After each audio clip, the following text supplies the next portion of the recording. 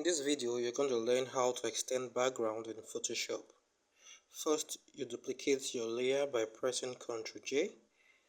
Then you pick your laser tool or any of your selection tool and select the image on the canvas or your backdrop like this.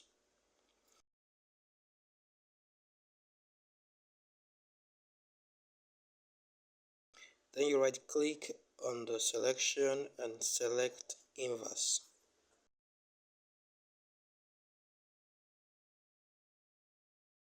Then you right click, select fill, select content aware and leave the setting like this. Then click OK.